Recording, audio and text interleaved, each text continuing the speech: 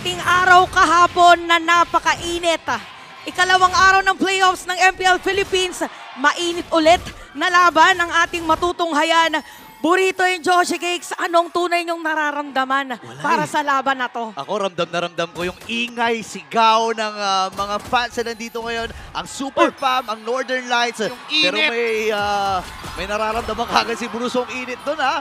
Oh, parang ito palang normally pag mag-exercise ka, warm up muna. Ito yung warm up nila, parang sakitan agad para sa mga teams natin. Stretching agad. And you know what? For Aurora Gaming, nandun yung switch nila. They could be either be the aggressors or be the reactors dito sa laban. And for Onyx Philippines, mas gusto nila na sila yung mas agresibo kontra sa Aurora. And comparing their first blood rate nga, mas lamang pa rin ang Onyx. Look at this! Ayun na, nalamangan na ata kagad si Renny J dito at nakuha na ng first blood. Ang Sigma jungler na si King Kong. Pero may bawi din na parehas na akuha ang parehas sa jungler. Oh, sabi kasi dito ng dalawang teams natin, punong-puno din yung venue. Kung sila nakakuha at nakasigaw yung fans nila, kailangan may sagot din yung team nila. So ngayon, 1-1 ang ating score. Kita natin for both teams, talagang kabisado din nila kung saan talaga mag-rotate. Pero to pinaka-interested ako, Joshi Cake, sa match-up ng Masha at saka Glue. Paano bang setup nito sa early game? Ikaw bilang Masha, ayaw mong tumambay dyan kapag glue yung katapat mo. Oo. And ikaw naman bilang glue, gusto mo lagi aasawahin mo yung Masha. Diba? Hindi mawawala sa paningin mo. And yun naman din yung ginagawa ni Kirk dito. Napakaganda nung kanyang zone. Hindi niya nga binibigay yung minions si Edward Ayaw talaga pahawakin. Dito yung maganda, no? Madelay mo kagad yung level 4 ni Edward para hindi makasama doon sa initial team fight dito sa Turtle. Ito, speaking of Turtle, nakita nga natin na nakapwesto na mga players. We have Yue and the rest for Onyx Philippines naman. So gumamit ng flicker! Ayun na, papasukin na kagad. Grab down, magagamit ba? Andun yung tall mula kay Demon Kite. Pero diretso lamang si Kingong dito sa unang bagong ng laban. Ilalayo na dito ni Kirk. Pero hindi na aabot si Demon Kite. At ang kupunan ng Rora ay paatras na nga rin. At naagaw ba yung green cam? Hindi ko napansin. Para naagaw yata, Naagaw pa. diniretso nila.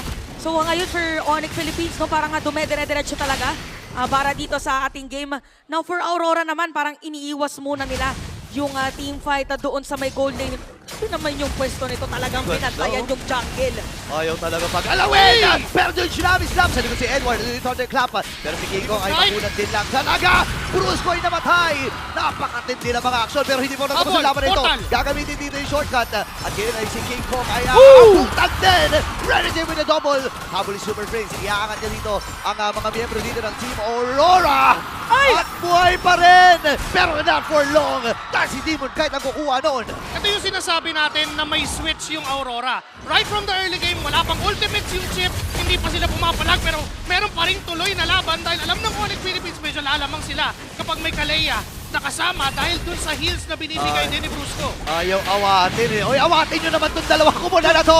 Talagang suntukan po, suntukan! Grabe naman talaga kasi kanina walk-in pa lang. Nakita na natin yung katitigan ni Brusco tsaka ni Rene J. So parang yung energy yata ay nakuha din ng kanilang mga kakampi. Kung titignan natin, yung mga Aurora dito 1.6k gold against Onyx. So titignan naman natin yung labanan nung dalawa doon sa may top. Yung ating gold standard and even for Doming, si Paldoming. Parang ano pa to? Mamaya pa ba to? This gold lane matchup for Doming Kite and Kelra, kailangan nila parehas ng sasama sa kanila para makuha yung power spike na gusto nila. And for Onyx Philippines, mas maganda yung kayang gawin ng isang Kalea over the chip kasi nga naman kung pick off lang yung gusto, kaya agad kunin ni Kelra yung Granger. But unfortunately for them, naka-purify si Doming Kite. Unlike dito kay Kelra, naka-inspire lang, although meron siyang needles and flowers, may innate purify siya, hindi naman niya masyadong ma-purify yung pagdating ng 5 kapag naportalan siya. Kaya pala, pero ito after nila naman, para sisimulan agad yung team fight! Sinama ka agad. Naku, hindi nakasapak. Aray ko. Itong si King Kong, ladies and gentlemen. May mamalibag dito ang kupunan ng Aurora. Pero matras na rin si Brusco. Nakasali with the grab. Di makalapit si Super Prince kasi yung pokes mula sa Aurora ay talagang nanginginit dun sa mga laman-laman dito ng Onyx Philippines Oh, grabe dito yung Aurora, no? Parang every time na meron silang pwedeng talunan, parang dumediretso agad. Sa bagay, meron ka naman talagang varsity nakasama with Edward. Once ito para sa kanyang Masha, another turtle is gonna be secured by the Northern Lights. Onyx ngayon, medyo nagsastruggle na rin. Si King Kong nasilipin yung masecure yung kanyang jungle dahil laging nasisilip ni Rene J. Saka nagdo-double down din talaga yung kupunan ng Aurora Gaming when it comes to the team fights na nilalawakan nila eh. Every time na makita nila yung perfect target, lalong-lalo na si Renny J, na makita niya si King Kong doon sa turtle, okay na agad para sa kanya. Bigyan na natin to. Total, 4 naman tayong pwede pumunta. Oo nga eh. Tsaka gusto ko lang sabihin at gusto ko lang i-highlight available na ang Blaze of Heptasis para kay Edward. Again, 3 item lang ang Oo nga kailangan pala. ng player na ito. Oo. Kaya namang 2 hits, mang 1 hit nito. Nakakatakot para sa Onyx Philippines. Ito yung dapat nilang masolusyonan eh. Oh, alam mo, going back doon sa Masha, no? Parang nga nakita kasi natin concept ng Masha. Alam mo yung sa security dogs. Ano yun? Tapos bibigyan mo ng scent. Parang ganun yung concept ng Masha. Na ito yung target mo, ito yung uunahin mo pagdating sa team fight. At ang uunahin muna ngayon ni Edward is gonna be the turret naman sa may bottom lane. 5-1 yung score natin, 6 minutes, middle lane naman ang gustong sirain. But we have Onyx Philippines na talagang pipilitin niya na depensahan. Importante nga din naman talaga na ma-secure yung jungle dito ni King Kong. We're used to having a 4-1 split na yung jungle yung nakahiwalay. But this time for Aurora Gaming, si Edward yung nakahiwalay considering na kahit sino, dahil sa Heptasis na meron siya, kahit sino, kaya niya ng bigyan at kaya niya ng pauwiin at the moment. Looking for the side of Onyx Philippines naman, ang gusto nila ay kumuha agad ng ganyan. So yun na, hindi yata nila magagalaw din si Renji. What? Kaya lalabitawa pa rin yung shortcut. Mamamatay ba itong si Kirk? Yes, sir. Wow! Nakadalawa kaagad ang Northern Lights pero hindi pa pala tapos ang laban. Pwede na siya, nagamit na rin Domain Kite as well. Andun yung kanyang mga box. Pasok Demon Kite na dito. Ayun! Papasok ni Edward with a Southern Clap. Pero mapapa-flicker din siya palayo kasi masyado na ngang malalim yon. At parang ang lalim ng huhugutin ng Onyx dito. Oh, tsaka ano dito, yung Aurora, parang every time after team fight, diretso na ulit sila na pagsira ng mga objective. Considering na turtle pa lang tayo, nasira na agad. Yung mid-lane turret, another set of plane na naman. Portal! Bato para sa side ng Aurora. Okay, atras muna sila dito. Nagamit yung grab. Kaya alam may ipit na si Kirk. Sasamahan pa siya dito ng Onyx Philippines na yung zone. Wala kay Yue. Nakakuha si Kirk ng isa. Ngayon, ang magiging call ng Aurora ay umatras. Grabe itong laban na to. Okay, ngayon nakikita natin Aurora, ina-attempt na kuhanin yung turtle. For Onyx naman, definitely medyo nag-ahabol sila para dito sa game. Ano bang kailangan nilang gawin para baliktarin yung sitwasyon ng laban? Kailangan nila mag-adjust dito ng target, not Renny J. Not Renny J.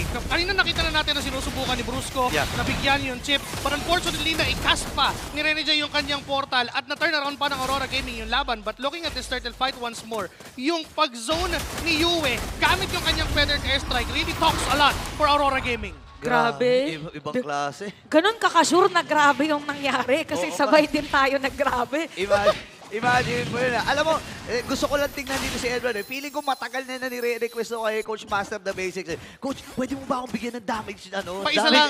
Paisa lang naman, no? Saka ano kasi sumakto kasi sinabi what happened Bella, di ba si Edward yung Ay! si doon? Oo nga. I told you to protect Bella, but you did not. not. Oh, wait lang. Ito, papaprotect mo ni Kirk yung sarili niya. Ayan, mapoprotect. Layo. Ilalayo. Uy, ang bilis naman talaga lumipad. Dito ni Yue. Pero andito na yung portal. Andito na yung shortcut. Ibabalibag na rin. Bueno, Chinami Slam.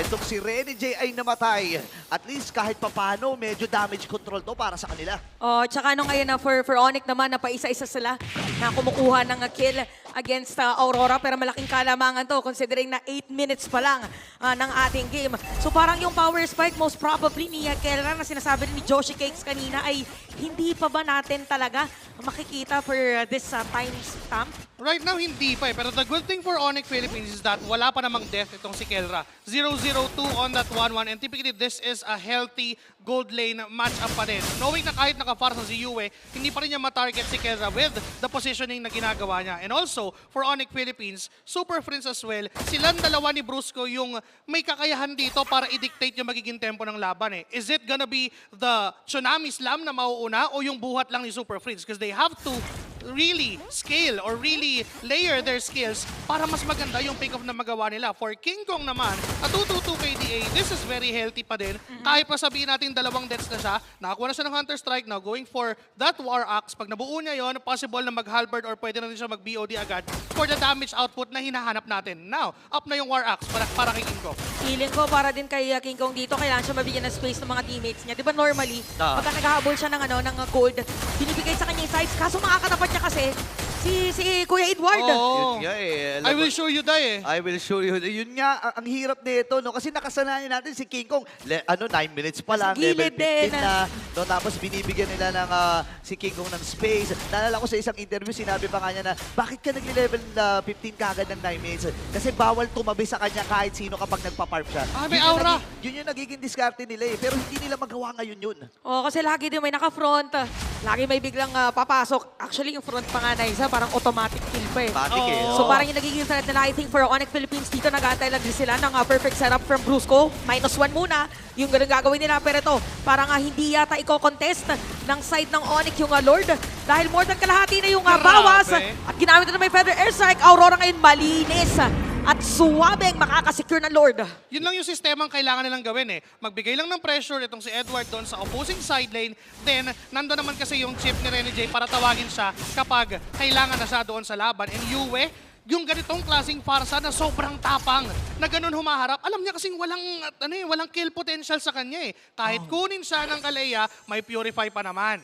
Ibang klase yung aura na nararamdaman at nakikita natin sa Aurora. Parang yung mga player na to, alam mo yung sa Dragon Ball, yung umuusok-usok. Oo, Parang may mga aurang ganun. yung parang eh. magre-ready na sila, magiging yellow na yung buhok. Oo, Yun. parang ganun yung nagiging aura dito Pag ng Aurora. nakasayan Pag form. Pag nakasayan form eh. And ramdam ng Onyx Philippines yun. And kailangan hindi sila magpauga dito. Kailangan hindi sila magpatinag. Itong Lord na to, level 1 lang naman to. Hanggang mag 18 minute. Kayang-kaya nilang depensahan yun. Ibang usapan na kasi 18-minute Lord. Eh. Hindi na namamansin yun. O parang makakalimutan mo na rin lahat ng mga nangyari. Oo, parang medyo na-amnesia ka muna doon kapag 18-minute Lord na. Pero ito maganda, minion wave management for Aurora dito sa kanilang Lord. Pero parang sasalubungin agad ng Salubungin. Onyx ha. Pero nakaredy agad, ginap ni Feather Strike. Sakit ng damage. Nakakapag-flaker out. Isang bagsak, parang mga 20 to 25% yung nabawas sa buhay ni King Kong. Oh, tsaka sobrang linis ito by the way ng execution ng Aurora na. So 8.7k gold lead. Meron pa silang minion wave. Si Edward na sa may bottom lane, halos Hala. nabawasan na nga rin. So all over the place, yung pwedeng threat, paano mo hahabulin, naka-ready agad na tumakbo? Oo nga eh. Bilis na. Alam mo, ang bilis talaga tumakbo ng Pasha. And ang maganda dito, may chip sila. If ever na maipit, itong Oo. si Edward, pwede niyang ilure. Pasok siya dun sa portal. Pag sumama ang Onyx, Oy. pwede na mangyari yun. Pero hindi yata nila papayagan. Ayun yung portal! Yung portal! Nailabag! Nakalipad with Cold Zone doon si Kelra. Pero mamamatay muna si Kirk. Dalawa ang napatumba para sa mga Sonics. Pero lalaban pa ba sila? Kulang sila ng reinforcement doon sa naganap na iyon. At kailangan mo nang mag-react. Aray dito, ko! Aurora. Aray! Aray! Wait lang, para mamamatay yata doon si Kelra pero makakatakas pa rin.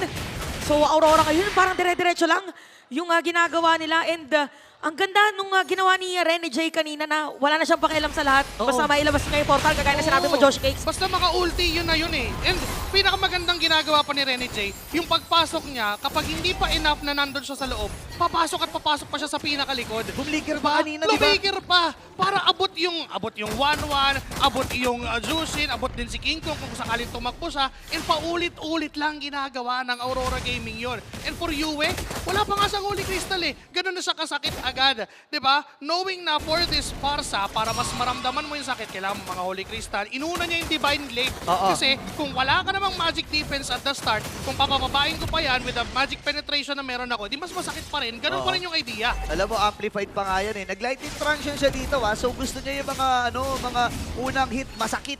Oo. Mga ganun. Chain lightning. Chuma-chain lightning. Oo. Chuma-chain reaction. Ganun pala yung mga grabe chains and blinks pala ang ano dito ng side ng Aurora. So another malinis na naman yata na Lord ang kanilang ma-execute for this game. At dito na yung lumalabas sa sinasabi natin na nasa 3 weeks, a lot can happen. Because normally, parang sobrang tikita talaga yung nangyayari para dito sa dalawa. Pero na-discover naman natin yesterday for Onyx, parang nasi-stretch nila yung game eh. Oo. Yung kahit wala ka ng inhibitor turrets, talagang nadedepensahan pa din. Pero tingnan natin kung paano i-capitalize ng Aurora yung Lord na dadaan dito sa may middle lane. Ayun na, salubungan na ito Bukas yung gitna nila. Kailangan dumipensa dun sa may bandang ibaba. Ngayon, Rene J ay nasa may bandang ibaba. Ang target yata dito si King Kong. Tinawag na ang tropa, tinawag na ang Northern Lights. Aray ko, Bes! Ayun naman, ay nabasa tayo. Yung Torres may bandang ibaba. Game 1, mabilisan lang para sa Aurora. Unti-unting nakikita ang liwanag ng Northern Lights. Aurora Gaming sila ang makakauna dito sa ating laban.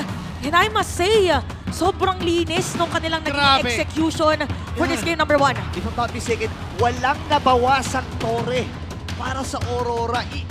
Alam mo, ni sa Hinagap, hindi ko maisip na Ano? mangyayari. Ni sa Hinagap? Hinagap. Hindi ko maisip na mangyayari sa Onyx yung ganito. Ang tindi ng sistemang pinakita pa, ulit-ulit lang. Oo, eto, pero paulit-ulit din natin munang pakikinggan kung ano nga ba talaga nangyari sa game na yon. Pasa muna natin sa panel.